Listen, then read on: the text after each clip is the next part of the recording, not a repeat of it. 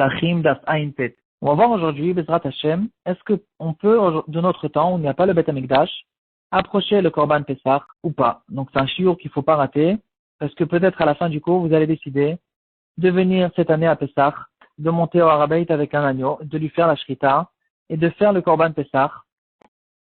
On a vu que, dans notre Sugya, que quand la majorité des Bnei Israël sont impurs, alors le Pessah va repousser l'impureté, et on va faire le Korban Pessah en son temps. On va pas attendre le 14 Iyar, le Pessah Sheni, comme le font en général les gens qui sont impurs.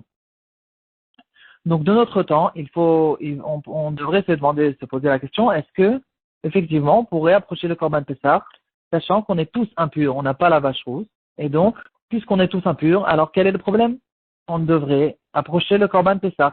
Alors, vous allez me dire, mais il n'y a pas encore le Beth Amikdash du tout. Alors, il faut savoir que les korbanot ne dépendent pas du tout du Beth Amikdash. Les korbanot, alors, ils se feront à l'endroit du Beth Amikdash, mais il n'y a pas besoin des murs du Beth Amikdash. On sait très bien que les korbanot, Adam Arishon en a fait, Noach, Abraham, Yitzhak et Yaakov, donc déjà avant le Beth Amikdash, les korbanot existaient. Et comme ça, la halakha a été tranchée aussi dans le Rambam, que l'endroit du Beth Amikdash est kadosh pour toujours. Donc cet endroit-là, on devra faire les korbanot impérativement à cet endroit-là, mais il n'y a pas besoin de la maison elle-même, du Beth Amikdash. On va le retrouver dans les Ilchot Bet Aprira dans le Rambam, dans Perek Bet Alakha Dalet, ou bien Perek Vav Alakha Tetvav. Donc si c'est comme ça, il y a tout ce qu'il faut. On peut venir aujourd'hui à l'endroit du Beth Amikdash, et par contre le Mizbeach il y a besoin, donc on fera un Mizbeach, et on fait le Korban Pessah. Pourquoi pas? Alors, on pourrait en fait se poser la question à propos des autres korbanot. Pourquoi, en fait, je relève le problème qu'à propos du korban Pessah, tant qu'on y est, on n'a qu'à faire tous les korbanot. Alors, on va séparer ça en trois sujets. Premièrement, il faut savoir qu'un korban personnel, là, il y a aucune raison, il y a aucune possibilité de faire aujourd'hui les korbanot personnels, comme par exemple une femme qui a accouché, ou quelqu'un qui a un korban toda, ou quelqu'un qui a un vœu, qui a envie de donner au Beth Amikdash. Là, c'est clair que quelqu'un qui est tamé, même si la majorité du peuple d'Israël ou tout le monde sont impurs, l'impureté va repousser au contraire les korbanot, et donc on ne pourra pas les faire. En ce qui concerne les korbanot publics, comme les korbanot tamid et moussaf, alors ça, on pourrait se poser effectivement la question, pourquoi est-ce qu'aujourd'hui on ne fait pas les korbanot? Or, on a vu dans Daf Ain Zain, il y a 2 dapim, que la Torah l'a dit Bemoadechem. Et de là, on apprend que ces korbanot-là, il faudra les faire tous les jours en leur temps. Et même si on ne trouve pas un Kohen qui est pur pour le faire, on le fera même dans l'impureté. Alors, pourquoi aujourd'hui on ne fait pas ces korbanot-là? Alors, c'est à cause, justement, de la discussion qu'on voit dans Daf Ain Zain. Il y a une discussion dans les Tanaïm. Est-ce que la Toum'a, elle a été Trouya Betibour ou bien Hutra Betibour? C'est-à-dire, est-ce que quand on a dit qu'on va repousser la Toum'a pour pouvoir faire le korban, est-ce que la Touma a été que repoussée, ou bien elle a été complètement permise? Alors, quelle est la différence si on fait le korban de toute façon? Alors, la différence, est-ce qu'on a besoin d'avoir le titre, la plaque d'or qui était sur le front du Kohen Gadol, pour être mechaper là-dessus? Si la Touma a été que repoussée, donc ça va pas, en fait, il y a eu un problème, on le fait quand même, mais on a besoin du titre pour donner une kapara. Et si elle a été permise, il n'y a pas besoin du titre. Donc ça va nous donner la réponse pour laquelle aujourd'hui on ne peut pas faire les korbanot, même les korbanot publics, parce que la halakha dans le Rambam a été tranchée, pas comme Rabbi Yehuda, et le Rambam il dit que la Touma a été que repoussée. On va le retrouver dans les Ilchot Beat Mikdash, le 4e Perek, halakha Tetvav. Or, si la Touma a été que repoussée, et sachant qu'aujourd'hui on n'a pas le titre du Kohen Gadol, donc on ne pourra pas faire ce korban-là. Et à propos des korbanot publics, il y a un autre problème qui a été relevé par les Rishonim et les Achronim, c'est que on sait qu'il y avait une grande récolte qui se faisait Rosh Chodesh Adar, une récolte de fonds pour le Beth Amikdash. Une des choses pour laquelle ils récoltaient, c'était pour les korbanot tibour. Donc les korbanot publics, le tamid de Moussaf, il devait venir de l'argent du Machatit Shekel qui venait de tout le peuple d'Israël. On ne peut pas donner un vœu tout seul pour faire passer un korban tibour. Et donc ça c'est quelque chose qui techniquement est impossible de le faire aujourd'hui. Donc c'est encore une raison pour laquelle on ne peut pas faire les korbanot aujourd'hui, même les korbanot tibour. Alors la grosse histoire c'est maintenant à propos du korban Pessah. le Korban Pessah n'a pas les deux problèmes qu'on a soulevés avant, c'est-à-dire à propos de la Touma est complètement permise quand la majorité du peuple juif est impur, et aussi, évidemment, c'est un Korban personnel qui n'a pas besoin d'être venu d'une récolte de tout le peuple d'Israël, donc en fait, en plus de ça, le Korban Pessah, si on peut l'amener, c'est une obligation de le rapprocher. Donc pourquoi est-ce qu'aujourd'hui on ne fait pas le Korban Pessah? Alors en fait, c'est une question qui se relève toutes les quelques dizaines d'années. Chaque génération, il repose cette question. Il y a encore une fois les discussions à ce propos-là. Donc on va voir un peu l'histoire de cette halakha. Alors tout a commencé en 1862. Un talmide de Rabbi Akiva Eger qui s'appelait Rav Tzvi Hirsch Kalischer.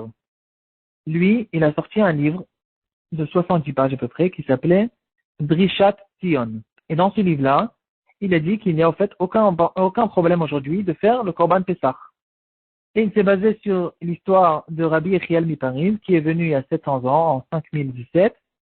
Il est monté en Israël avec 300 rabbanim dans la période des croisades. Et il aurait dit que quand il arrivera en Israël, il va effectivement faire le Korban Pessah. Alors il a envoyé ce livre-là à Rabbi Akiva Eger. Et depuis ce jour-là, c'était le grand débat à l'ordre du jour. Tout le monde s'est mis à en parler.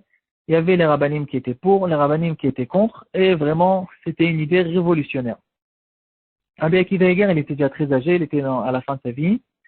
Il a soulevé 3 problèmes qu'on va voir tout de suite, et il a envoyé une lettre à son gendre, le Khatam Sofer, qu'il réponde au Rav Tzvi Hirsch Kalischer. Et le Khatam Sofer, effectivement, il a l'air de dire qu'il n'y a pas de problème. Il a repoussé les 3 problèmes que soulevait le Rav Akiva Eger, et on dirait qu'il permet. On va le retrouver dans le Khatam Sofer, dans le Shoot, dans la partie Yoredea et le Siman Resh Lamed Vav. Et donc, il y avait le Khatam Sofer et encore plusieurs rabbanim qui étaient d'accord de dire qu'on peut faire aujourd'hui le Korban Pessah. Et de l'autre côté, il y avait Rav David Karliner, le Aruch Laner et d'autres rabbanim qui étaient contre et qui ont soulevé plusieurs problèmes. Et donc, c'est devenu une grande marloquette à ce propos-là. Et parallèlement, ce Rav Tzvi Hirsch Kalischer, il a envoyé carrément une lettre au baron de Rothschild pour lui demander que tant qu'on y est, on n'a qu'à lui demander de racheter tout Eretz Israël ou au moins de racheter Yerushalayim des Turcs ou au moins si on peut pas, s'ils vont pas être d'accord, alors de racheter tout l'endroit du Beth Amikdash. On n'a pas besoin de reconstruire le Beth Amikdash, mais au moins il sera à nous pour pouvoir faire des korbanot. Donc ça c'est l'histoire. Alors maintenant on va essayer de soulever les problèmes, tous les sujets sur lesquels on a eu des discussions à ce propos-là. Pourquoi est-ce que, en fait, quel est le problème? Pourquoi on ne pourrait pas faire le Korban Pessah de notre temps? Alors, j'ai réussi à relever 6 problèmes et les voici. Le premier problème, c'est que c'est vrai qu'il n'y a pas besoin du Beth Amikdash lui-même, mais il y a besoin d'avoir l'autel, le Mizbeach.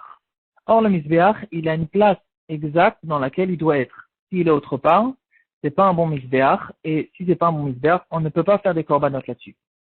On retrouve dans le Rambam, Minchot Bet Aprira, dans le 2e Pérek, au début, il dit qu'il y a un endroit exact où lequel le Mizbeach il doit être. Et ceux qui disaient qu'on peut quand même, ils disaient qu'il y a quand même, on peut faire un plus petit Mizbeach que le Mizbeach original, il sera quand même kasher.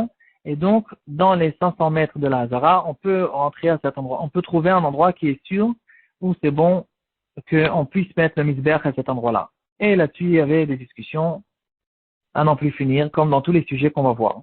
Le deuxième sujet, c'est un sujet que a relevé déjà Rabbi Akiva Eger. Il dit qu'aujourd'hui, on n'a pas de Kohen Meyuchas. Donc, les Kohanim qu'on a aujourd'hui, on n'est pas certifié de leur ascendance. On ne sait pas s'ils descendent de Aaron à Kohen. Et donc, à cause de ça, on ne pourra pas faire le Korban parce que le Korban a besoin d'un Kohen. Et sur ça a répondu le Khatam Sofer que non, on a des Kohanim aujourd'hui et on a une présomption qu'en fait c'est oui des Kohanim. On suppose que c'est des Kohanim. Donc, à ce propos-là aussi, on pourra supposer sur les Kohanim d'aujourd'hui que c'est des Kohanim Tcherim et ils pourront faire le Korban.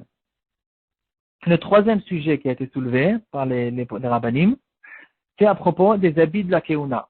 On ne peut pas faire de korbanot tant qu'on n'a pas les 4 habits du Kohen. Or, dans les habits, il y a du pourpre, la couleur rouge, ou le trélet, la couleur bleue, et on ne sait pas exactement comment les faire aujourd'hui. Donc, si on n'a pas les habits, on ne peut pas faire le korban. Le quatrième sujet, c'est à propos de la construction du Mizbeach. Le Mizbeach, il doit être fait de pierres lisses, de manière naturelle. On n'a pas le droit de lisser les pierres doivent être lisses complètement et lisses de manière naturelle. Comme on voit dans la Gemara dans Choulin d'Apiutret, Or, aujourd'hui, on ne retrouve plus ces pierres-là, on ne peut pas faire un misbéach. Le cinquième sujet, c'est que le Kohen, pour la première fois de sa vie, quand il va commencer à faire des corbanotes, il a lui-même un sacrifice à approcher. Et c'est que après qu'il a approché ce sacrifice-là, que, en fait, il sera un Kohen qui pourra travailler au Beth Amikdash. Or, ce sacrifice-là, c'est un sacrifice personnel. Et on a dit que le sacrifice personnel, quand on est impur, alors ça va pas, il ne va pas, on ne pourra pas approcher ce sacrifice-là, même quand la majorité des Bnei Israël sont impurs. Et donc, ce Kohen-là ne pourra pas commencer à travailler. Et là-dessus aussi, il y a les discussions. Est-ce que Bedi Eved, on peut faire ou on peut pas faire? Et le sixième sujet, c'est en fait le sujet principal.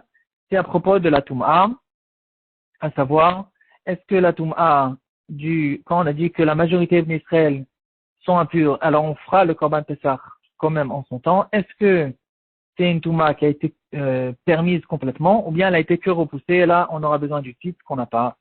Et voilà les 6 sujets où laquelle il y a eu des grandes discussions jusqu'à aujourd'hui. Est-ce qu'on fait le Korban Pessah de notre temps?